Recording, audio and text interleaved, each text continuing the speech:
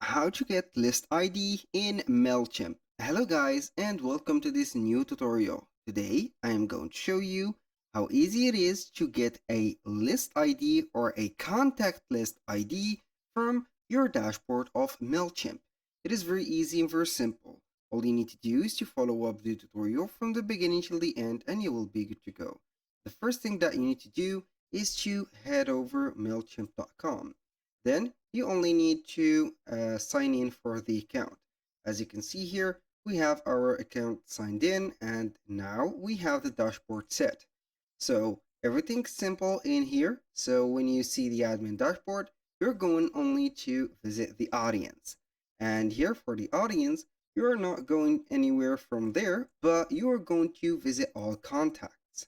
Then we're going simply to set up here the contacts, and right there, we're going to see here all of the parameters and the settings. So the first thing that you are going to do is to create the contacts or import all the contacts that you want. Once you have imported the contacts, you're going simply to get a contact list like this.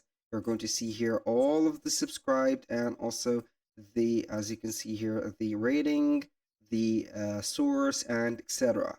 So these contacts are only created for the sake of the video. They are not some real contact. They are only made fake for this purpose. So now we have made our contact list. We're going to click on settings. Now on the settings, we have a lot of choices, but we are going to select the audience name and here we have it. So we are going to wait a little bit until we are going to see here the default campaigns.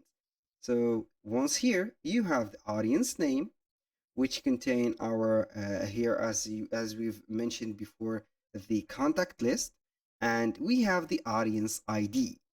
As you can read, we have some plugins and integrations may request your audience ID. Typically, this is what they want. This is the audience ID. So you are going to copy this audience ID and put it to the integration that wants your audience ID.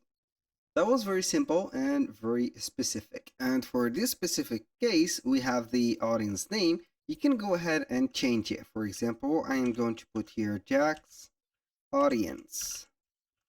Then we are going to put it like this. And if you want to make it a little bit spacey, and we are going to put it here, a space between them. So here we have everything. So don't forget to click on save an audience or save the audience for the campaign. Then we are going to get simply here the audience saved. Now, when you go ahead to the contacts, you are going to see here the audience name again when you head over the audience name. So we have it saved and we have the audience ID that will not be changed. That was all for today's video. Thank you guys for watching. I hope that you have enjoyed the content and hope to see you soon on the next one.